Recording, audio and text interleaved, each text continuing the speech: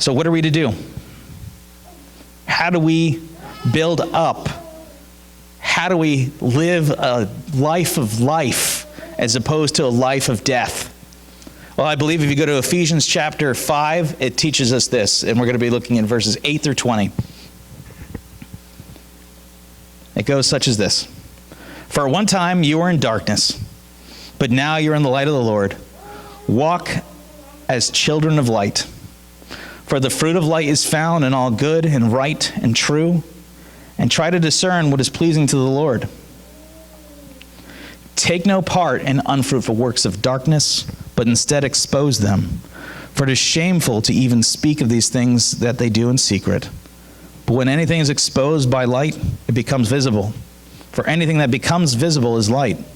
Therefore, it says, awake, O sleeper, and arise from the dead, and Christ will shine on you. Look carefully then how you walk, not as the unwise, but as the wise, making best use of the time, because the days are evil. Therefore, do not be foolish, but understand what the will of the Lord is.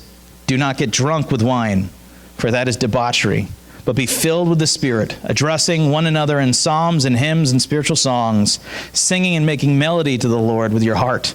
Give thanks always and for everything to God the Father in the name of our Lord Jesus Christ. So Paul gives us a way out, a way to live. You see in verse 8, it says to live like, it teaches us to live, but you are light of the world. Walk as a child of light. So we're to live as if our faith is actually real, because it is. So what you know and what you believe, you're actually to do.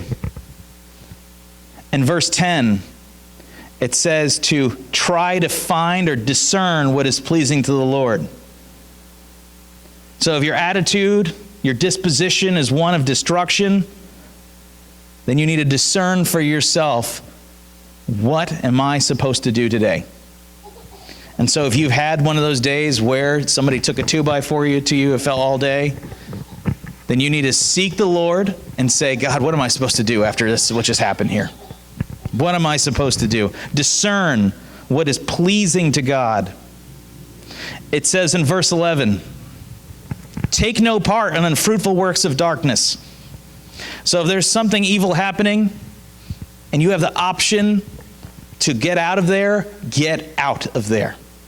Because as you're around spiritual evil, it gets into you just as much as it does everyone else. So get away. Take no part in it, in unfruitful works of darkness, but instead expose them. So if something evil is happening in one of the situations you're in, make it known. Don't allow it to continue to fester. We see a lot of corruption today.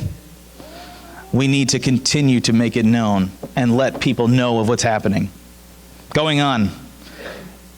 In verse 11, in verse 12, speaking about these unfruitful, evil things, for it is shameful even to speak of the things that they do in secret.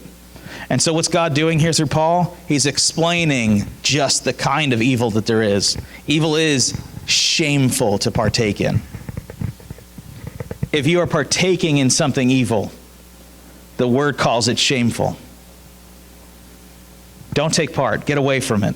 Jesus says if something leads you to sin, chop it out, pluck it out, for it's better to go into heaven with one less eye than is to be in hell. If you are in something that is making you commit murder in your heart, making you sin in your heart, get away from it. What's great about exposing something is then those people around you can hold you accountable to show you what it is and say, hey, I know that's happening around there. Is everything going all right? It allows people to see. And then the Lord just wakes up, keeps on going. I wrote here in my notes, wake up. In verse 14, awake, O sleeper. I think a lot of people are walking passively to hell as we speak. They're just living their life daily, walking to their final judgment without knowing that they're going to meet their Creator. They live in a dark world where they don't know that they're in sin. For you, if you've been sung to sleep by the trials and by the lures of this world, wake up. Verse 15, look carefully then how you walk, not unwise, but as wise. So in your actions, look to think about what you're doing as you do them. A lot of people, I worked with youth. Why did you do that? I don't know. That's pretty much the teenager answer. I don't know. But if we're honest, how many of us are smart enough to stop saying, I don't know? Teenagers are just honest about their actions. They're like, I don't know why I did. I just did it. That was dumb, wasn't it? Yeah, it was. Maybe it's these teenagers today that a lot of adults are wise enough to bury their actions beneath clever excuses because we don't want to be seen as the foolish teenager who's, I don't know. Awake. Think about your actions, not as wise but unwise, making the best use of time because the days are evil.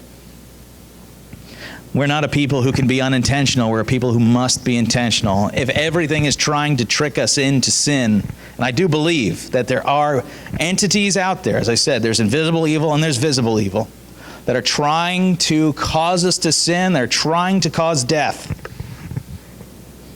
We must be aware of what we're doing. And he just gives you more advice.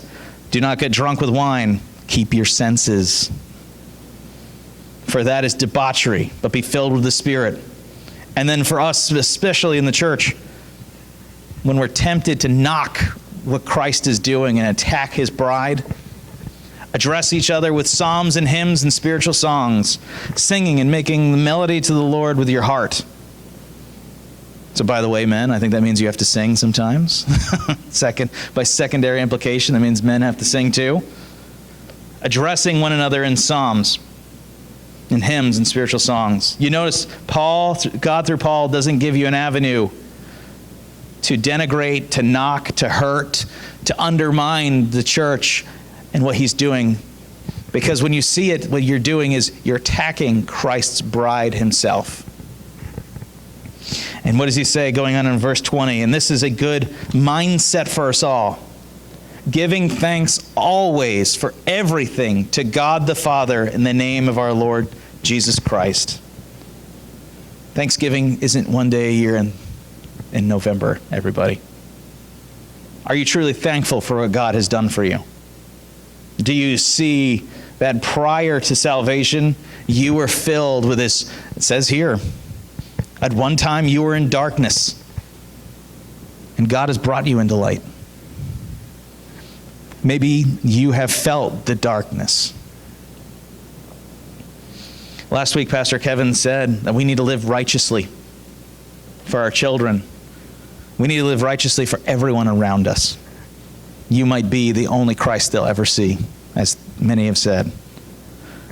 So you have to choose this day who you'll serve, yourself or your Lord. Do you want to be a man or a woman who brings life or death?